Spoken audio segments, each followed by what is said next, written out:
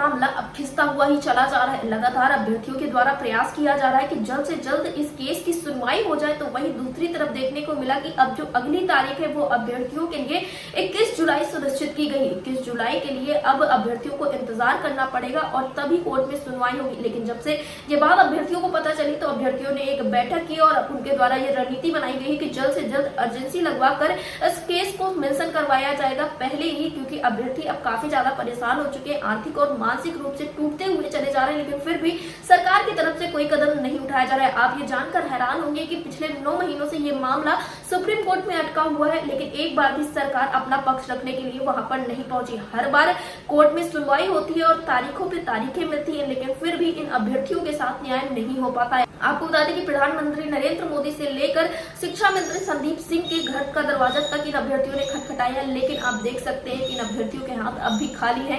अभ्यर्थी लगातार प्रयास कर रहे हैं, लखनऊ के ईको गार्डन में धरना प्रदर्शन कर रहे हैं, लेकिन फिर भी सरकार की तरफ से इनके लिए कोई कदम नहीं उठाया जा रहा है और इस वजह से कहीं ना कहीं अभ्यर्थियों के बीच में काफी ज्यादा निराशा और नाराजगी देखने को मिल रही है। अभ्यर्थियों का साफ तौर पर यही कहना है अर्जेंसी लगवाकर इस केस को जल्द से जल्द मेंशन करवाया जाने का उनके द्वारा प्रयास किया जा रहा है और अगर सरकार जल्द से जल्द इन मामले का निस्तारण नहीं करती है तो अभ्यर्थी एक बड़ा धरना प्रदर्शन करने के लिए बाध्य होंगे। फिलहाल इस विषय में बताते हुए आरक्षित वर्ग के अभ्यर्थी सुशील कुमार कश्यप ने क्या कुछ कहा, आप भी सुनिए। सुशील जी, आपका हमारे चैनल अटल टीवी पे बहुत बहुत स्वागत है।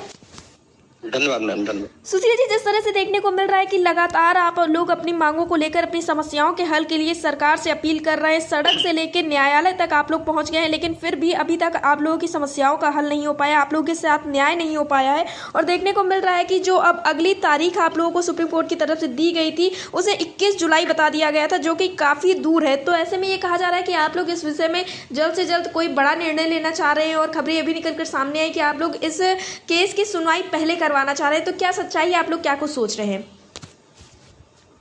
सबसे पहले तो आपके पूरे चैनल को बहुत बहुत धन्यवाद एवं आभार, क्योंकि आप पहले दिन से इस लड़ाई को कवर कर रहे हैं और हम प्रतियोगी छात्रों का दर्द और पीड़ा को समझती हैं जी। आपके चैनल के माध्यम से हम सरकार से निवेदन करना चाहेंगे कि माननीय न्यायपालिका में जो मामला उत्तर प्रदेश में 69,000 शिक्षक भर्ती का विचाराधीन है उसको अविलंब निस्तारित कराए, क्योंकि ये मामला दलितों, पिछड़ों, गरीबों, कमजोरों, शोषितों, वंचितों से जुड़ा हुआ मामला है जी। क्योंकि ये लोग जब नौकरी में जाएंगे तभी इस समाज जो का उद्धार होगा, तभी ये लोग मुख्य धारा में आएंगे।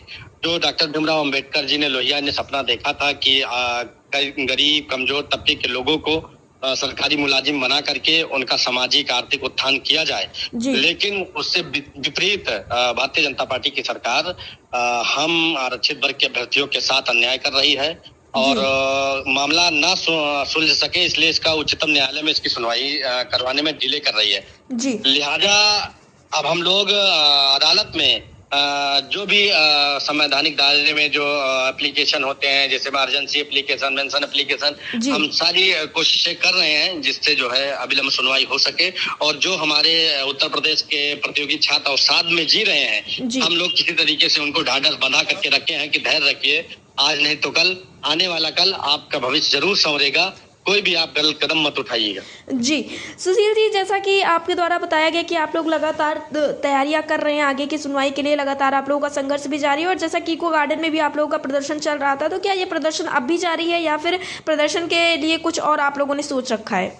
प्रदर्शन को और गति दी जाएगी और एक्चुअली है क्या कि सरकार जब तक इस भर्ती का पटाक्षेप नहीं कर देगी तब तक हम लोगों को संवैधानिक दायरे में रहते हुए जो है हम अपनी बात को लगातार जो है प्रदर्शन के माध्यम से, संबंधित अधिकारियों के माध्यम से, जो भारतीय जनता पार्टी के जो दलित पिछड़े समाज से आने वाले नेता है उनके माध्यम से हम अपनी बात को हमेशा बुलंद करते रहेंगे। अब सरकार से भी हम निवेदन करते हैं कि सरकार भी इस मामले को गंभीरता से ले और अब जो है कि दलितों, पिछड़ों के मेधावियों का जो भविष्य गर्त में ढकेल रही है उसको संवारने का काम करे जी। सुशील जी, जैसा कि देखने को मिला कि 13 अगस्त 2024 के द्वारा दिए गए आदेश के बावजूद भी जो उत्तर प्रदेश सरकार है उसकी तरफ से मूल चयन सूची नहीं बनाई जा रही है। दूसरी तरफ देखने को ये भी मिल रहा है कि 9 महीने से लगातार जब आप लोगों की कोर्ट में सुनवाई होती है तो सरकार अपना पक्ष रखने के लिए नहीं पहुंच रही है सुप्रीम कोर्ट में। तो इसे क्या कुछ समझा जाए, क्या सरकार जानबूझकर इन सारी चीजों को लटकाना चाह रही है? उच्चतम न्यायालय भी इस बात को जान रहा है कि इनको बचाने का कोई विकल्प है नहीं। अगर इनको बचाने का कोई विकल्प होता तो उच्चतम न्यायालय भी इसमें सुनवाई करके अब तक कोई आदेश पारित कर देता। उसको भी पता है कि अब इसमें जो है कि जो संविधान में अधिकार है उसी के तहत हमको ऑर्डर पास करना होगा। उस ऑर्डर के पास होते ही एक विशेष वर्ग के लोगों को करीब 20,000 लोग बाहर हो जाएंगे और आरक्षित वर्ग के 20,000 बच्चे लगभग उसमें जो है कि नौकरी में जाएंगे।